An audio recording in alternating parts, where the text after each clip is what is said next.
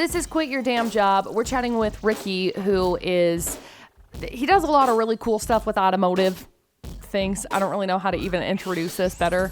So, Ricky, tell me a little bit about how you got started, where your interest for automotive came from, and what you do to be able to put automotive on the spotlight. All right. Well, started when I was really young. My family was kind of always been into it. I was born in California, and most of my family is in Southern California, where a lot of the very popular automotive culture icons come from. And so my family's been big into that. They used to drag race and all that kind of fun stuff. Cool. And then I kind of just carried the torch. Honestly, it started with video games, kind of progressed from there when I got my first car and then started tinkering with cars and stuff like that. That's awesome. So you have Grease and Grub. Tell me a little bit about what that is. So Grease and Grub is essentially it's kind of like a club. It's not like a paid club, but it's essentially a networking group, I guess you could say. Will bring a lot of attention to the central Utah area for automotive enthusiasts mainly. And I hold an event every month, sometimes 2 times, depending on how things are going. Of course, this year it's been kind of rough. Yeah.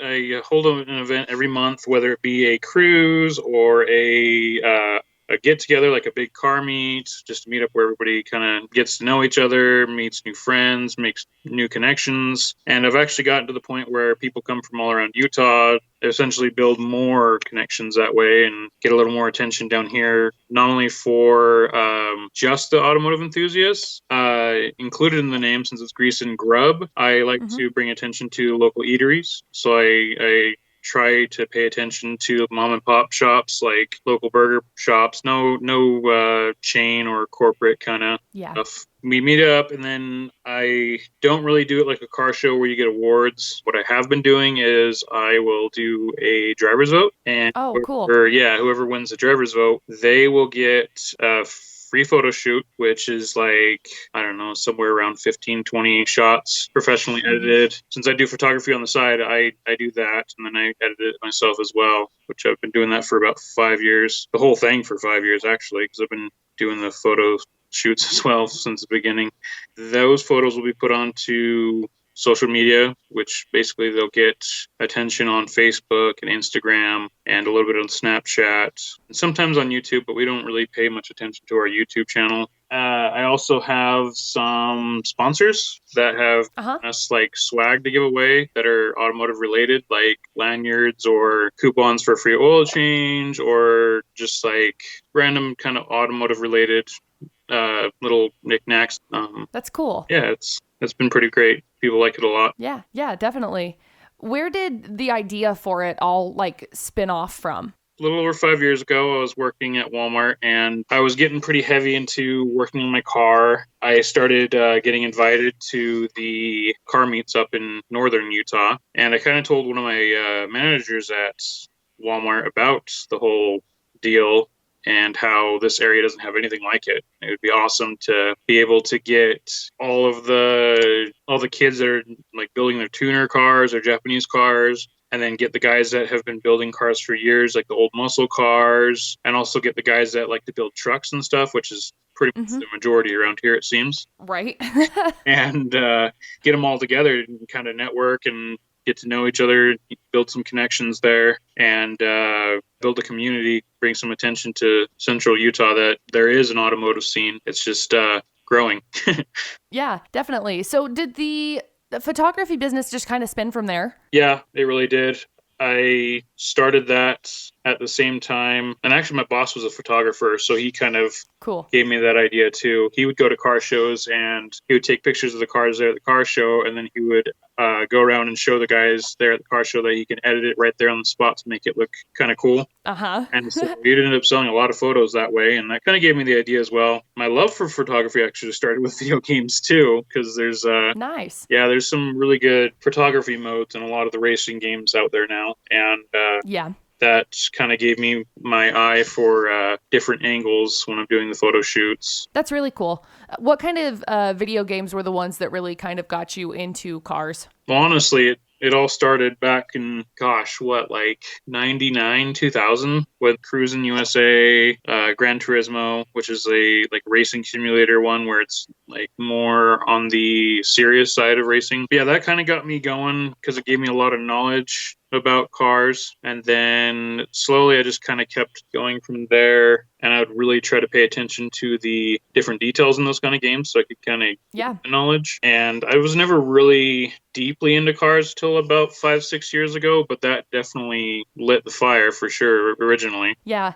That's one thing that I think is so interesting about people and about your passions, because it's like you don't even realize some of the things that you are so passionate about. It's like you have to start exploring a little bit, and then once you do, you're like, holy cow, there is this part in my heart almost that has just been opened, and it's all new, and it's all I want to do. It consumes everything. Exactly, yeah. And I really thought that was video games for a long time because I got to the point where I was not only playing video games, but I was also working on computers, repairing computers, and I was even the electronics department manager over in Walmart for a while there because I was so into computers. I was even known for like being the guy that could fix phones and like all that stuff where I was very electronic, like technology based, and everybody knew me for that for a long time. Finally got past that when I kind of got a few different cars that were more enthusiast friendly, I should say, because they're more supported in the community with different modifications and stuff. Growing up, do you know like what your favorite car was? Honestly, that's a really hard one. Yeah. Most people do have a favorite car. I'm very unbiased by brand. Yeah. And there's a lot of people around here that are like, oh, Ford sucks, Chevy suck, like Yeah. the Yeah. normal rival. And I Oh yeah. actually have two different Dodges. And everybody Uh-huh. said I absolutely love Dodge or Mopar, but I don't have one specific brand that I like or one specific car. I would say that my 76 Dodge Dart that I've got, Mhm. dream car, just because my first car was a 75 and Mhm. just kind of grown to love that car. Yeah. But yeah, I would have a really hard time picking one car to be an essential dream car, to be honest. Yeah. So I want to go back to how you were talking about working when you were working at Walmart and your boss being supportive. How important has that been throughout your pursuit of this as a career? Well, honestly, he was a pretty big factor in a lot of it. He kind of gave me the essential, like, why don't you just make the group for Grease and Grub and see where it goes from there? Like, just put the idea out there, see if people want to come hang out, and we'll go from there. I mean, he wasn't really like part of the starting it, but he definitely gave me the idea. He had a lot of his own things going on at the time, so I'm sure if he could have, if he wanted to, if he could have, then he would have. But yeah, it was essentially me starting it all alone and building it slowly. Very slowly. He's always been very supportive, and I remember him coming to me one time and being very proud of what I've made it become. And this was like maybe 2, 3 years ago when he told me that, so it's gone quite a bit bigger since then. But he even helped me get into getting to working at Napa by giving me basically a recommendation, which helped. Cool. That was a huge help, having him being very supportive of that for sure. Yeah. So how much have you seen growth wise over the course of the past 5 years? I mean, is it gotten to the point where you thought it would get, or has it surpassed that? Oh, it's far surpassed. Like, I seriously thought like in this area I would get, I don't know, like 50, 60 people maybe interested, and then we'd just kind of ride that group out for a long while. But no, it actually, both my Instagram, my Facebook. I actually have a Facebook group and a Facebook page, which both have gotten over 1,000 likes and follows, which That's awesome. yeah, I was not expecting that whatsoever. And then the people that know that I'm the creator of Grease and Grub, they'll come to me and talk to me about it. I kind of get surprised who all up north and down in St. George way even have all heard about Grease and Grub and how good they have to say about how I don't have any drama or stuff like that at my meets, or like, Yeah. people are very supportive when it comes to the group. Yeah. So what kind of things have you found to be successful when it comes to your strategizing for getting the word out there that this is here? Honestly, I don't think there's anything better than word of mouth. Yeah. It's very difficult to get out there and try to be at like every single show or every single event or everywhere basically, but I mean, word of mouth has been by far the most rewarding for sure. Yeah. When I would go up to Sandy or Draper, I'd be there and I would talk to different people about it. And yeah, a lot of the time that's when my likes and follows would spike quite a bit, is word of mouth. And honestly, I've paid for advertising in this area with Facebook, but Yeah. word of mouth was the first. And then the second one was just sharing your own events or products in the appropriate groups. Absolutely. Those two things have been the biggest way to get it. Even bigger than paying for advertisement was, which is kind of crazy. But yeah. Yeah. You know, when it comes down to it, people really value the opinion of those that they closely surround themselves with. I used to work in a bank, and that was one of the things that we used to really focus on, was obviously leaving people with the best impression that you could possibly do. What are some of the things that you guys do to try and go above and beyond at the Grease and Grub meets? One thing I've noticed that I've heard from even other people that have hosted events up your way, or even down in St. George, one thing that was big to them was the fact that I do a driver's vote and I do reward whoever gets the driver's vote. Not just like a plastic trophy, you get a legitimate photo shoot and you get some swag, which is kind of a cool treat just for may or may not be coming all that long way to a to a small town to hang out with people you don't even know. And being drama free, unlike other groups that we've dealt with, has been a huge thing. And that's also another well-known thing, is if you come down here, there's not going to be people bagging on you about the way you're customizing your car, or if your car's not customized yet, people still come around and talk to you. I make sure to go around and talk to everybody at the show. That way everybody feels like it was worth their time even coming. Because I know a lot of them, when you go up north to the events, that's not necessarily too big, but there's not really anybody there that's making sure everybody's networking to really build the community, which I think is a really big thing amongst all that kind of stuff. You know, networking is huge. I mean, across the board in literally any aspect of any career that you ever try and go into, but especially when it comes to more of an automotive side of things, I feel like it's like a very niche group of people. And, you know, across the country, there are so many people across the country.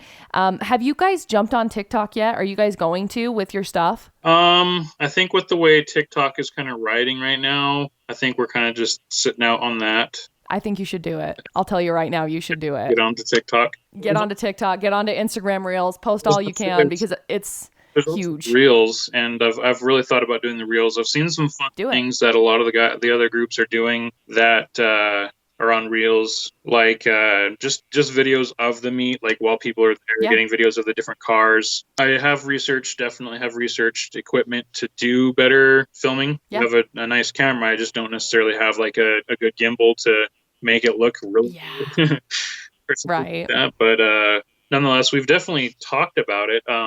We have before recorded, like on a cruise, we had one guy that had a drone that kind of followed us on one of the cruises. That was really cool. And we did that on YouTube. Like I said, we haven't done a whole lot on YouTube, but I try to go live during the events on the Facebook page, or even on the event. I try to go live so people can see like what's going on. Definitely a little bit different. Definitely given some thought to go on Reels. Not so much TikTok, but Reels. Honestly, I think you guys should be on both, because like the more platforms that you guys can spread across, it's going to be way better for you anyway, because, you know, it never hurt to get more exposure.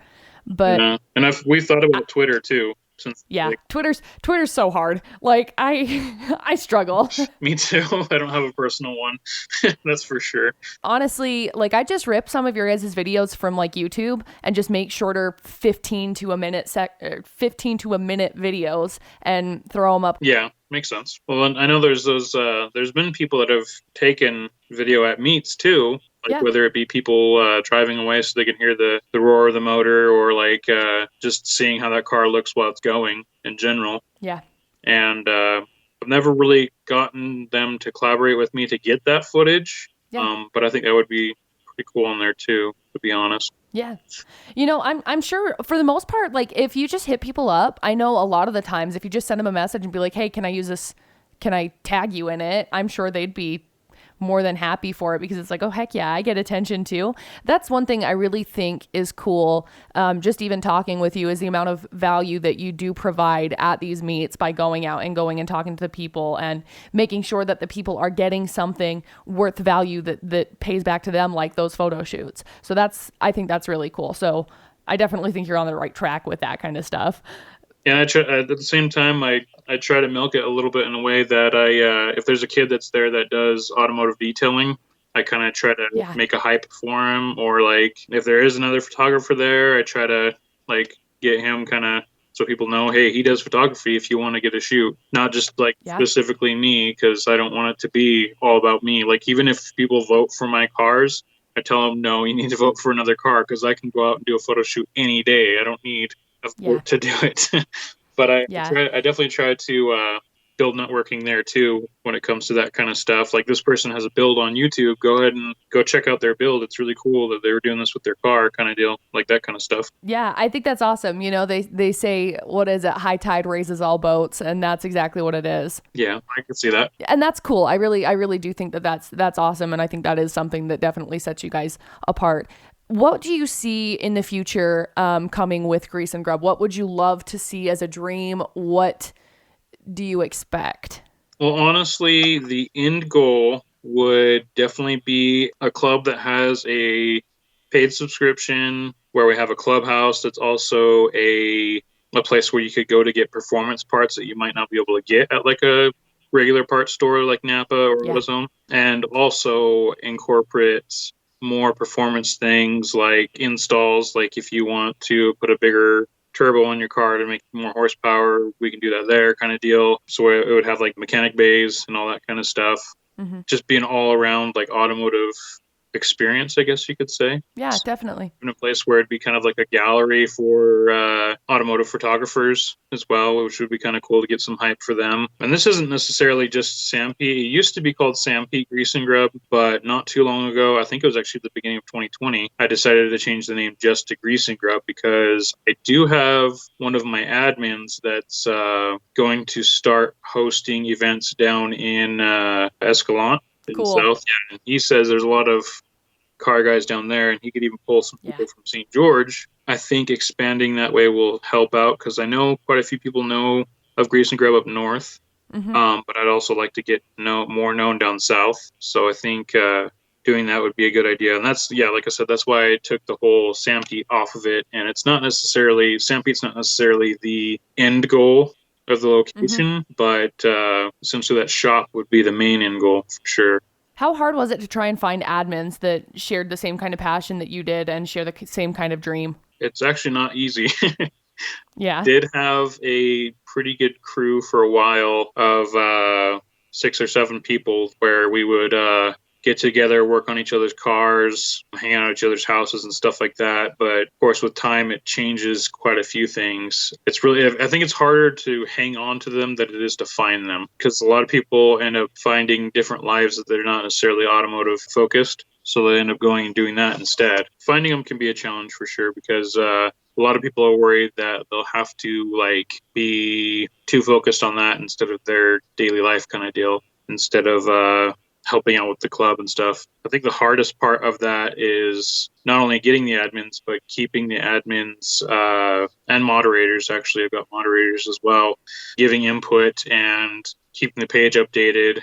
They definitely help me out a lot, but it's still essentially a lot of work on my end nonetheless. Yeah. What's been your biggest struggle throughout the creation of this whole thing? Keeping things interesting. Not that people haven't been interested in them. It's just keeping things like... Well, you kind of want to keep it fresh because it's like you don't want it to be the same thing. Exactly. Like I mix up the spots and stuff like that. I try to find new spots. I guess mixing it up would be a good way to put it. That'd probably be the biggest challenge. Deciding how and when the appropriate time, even with the seasons changing, that also affects a lot of it as well. And debating on whether I'm going to expand to Nephi or down south towards Salina, see if those would be worthwhile to kind of keep things fresh. So different people show up, different rides come and all that kind of stuff. But at the same time, trying to keep the people that have been around wanting to keep coming back. And there's honestly been people that are like, well, I don't want to come to your event because your events have gotten too big. And that's kind of a bummer because I want Right. everybody being incorporated in the whole thing. But I can kind of understand a lot of people like to have, around here especially, like to have the smaller meets where it's not a crazy amount of people. And Yeah. not that they get hectic or anything, luckily. I mean, I'm very lucky they have never gotten hectic. Nonetheless, just too many busybodies. I don't know exactly what the science is behind that one, but Yeah. that's one of the challenges. How do you normally like schedule for an event coming up? Like, what would your day in and day out schedule look like for that? It was like the third Saturday for every single month, and that was for a long time. Anymore, gosh, and by anymore I mean 2020. Mm-hmm. It's been really depending on how the public is acting towards everything. Yeah. I was Yeah. going to do a toy drive this month, but talking about it with everybody, it was kind of a no-go. But I think when things go back to normal, cross my fingers, that I'll probably get back to that because that was the best way to plan it. Was we just did every third Saturday for a long time, and that Yeah. people up north knew every third Saturday, or people that didn't have Facebook even. So I don't know, like, do you guys charge like an entrance fee for people to get in? No, Or for actually, I've actually gotten props for everything being nonprofit. cool. Even my merchandise, the money that goes towards the merchandise that I get from people goes directly back into getting more merchandise. So it's Yeah, basically that's cool. spinning itself. And Mm-hmm. like even my bigger events where I post my annual, the parking Mm-hmm. lot I use is the biggest one in Sanpete, yet I get it for free, luckily. I do have vendors that show up for free. They don't charge me, I don't charge them. And that's food or merchandise, whatever kind of vendor they may be. This year I was even going to make it work to where I even had porta potties for free, but that didn't pan out because of the year. But Yeah. nonetheless, yeah, it's all been free, basically. Like I said, I wanted to do a paid club subscription. That would essentially be going towards things like possibly getting my own sticker maker or something that I could use to make shirts on my own rather than having to outsource to like Vistaprint or Yeah. wherever. Yeah. Or even getting a better printer to make better flyers, kind of stuff like that, which in turn that would incorporate just more, I guess you could say. Yeah. And people that would pay for it would be getting their own special little things being a member. Or Yeah. that's what I would like to do. That would be sweet. What if you guys like incorporated doing some sort of like a virtual show? Because I know a lot of the things have gone virtual, obviously, in 2020. But if you did something where you set it up for like this Saturday, we're going to have XYZ's cars on display and did like a virtual type thing on your Facebook or something. I've never really thought about that. I know a bigger name down here, Ratfink, tried it. Uh-huh. And it didn't go so well. Uh-huh. So that kind of scared me a bit to do that. Mm-hmm. But at the same time, I'm not really losing anything if I don't. Right. Honestly, I've never really thought on how to really make that completely work. Yeah. I mean, of course, besides getting people's pictures of people's cars on the page. Right. Yeah, I guess I'd try to get some more hype behind that if I was going to do that. One thing that I did start doing that was new for this year because of the year was I noticed a lot of the towns around here were doing like a community event where they were going on a family cruise up and down Maine. Uh-huh. And that's basically what they would do is they'd get out with their family in their van or whatever they're driving and just go cruise Maine just to kind of get out there. And then I tried to it worked out pretty dang good. I tried to do a cruise and then meet up at one of the eateries and then cruise a little bit more. And that worked out really good. The last one I did, I collaborated with Ratfink. Mm-hmm. It was actually huge for me because I never thought I would collaborate with a brand like that that's internationally known. Yeah. That turned out really good, and she was very happy about it. I don't know how that'll work going into the colder months. Yeah. Especially since it gets kind of icy down here. Mm-hmm. I really want to get one last actual like event where we all meet up in before it gets too cold, but I don't know. I don't know if it'll happen. I'm just mainly going to plan a day for this month. And then I've got a couple different locations that are like 100% on board. If I want to plan a meet, just tell them when and where. That's it. That's awesome. Yeah, That's awesome. So what piece of advice would you give to people who were thinking about going and doing, I don't know, the thing that they're passionate about? What's your one piece of advice for them? So the biggest thing that I can think of that I've actually seen failure with people that don't do this is you have to be persistent. Yes. Have to be persistent. You can't give up no matter how slow it gets, no matter how many people aren't commenting on your stuff or not liking your stuff. Persistence is huge. And I've actually seen several other car clubs, even rival car clubs, try to come up against me. And the one thing I had over them was persistence. Yeah. This isn't necessarily a brand yet. It's working that way with merchandise and stuff like that. But just being an event coordinator and slowly working towards having merchandise, persistence has helped out with that a lot as well. And I believe, if you're persistent, I think you can really get it, and things will go your way no matter how hard it gets. Persistence, for sure. Yeah, absolutely. Where can people find you across the board, social media wise? So I'm on Instagram and Facebook under Grease and Grub, like the letter N, and then on Snapchat it's Grease and Grub because a fiasco happened.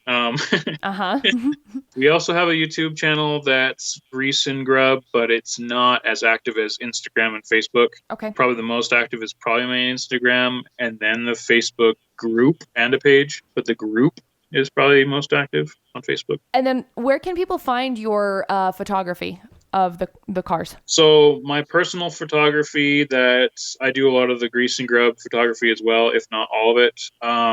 That is on Instagram right now, exclusively on Instagram under Snow Crow, just like it sounds, no space. Awesome. Ricky, thank you so much for your time.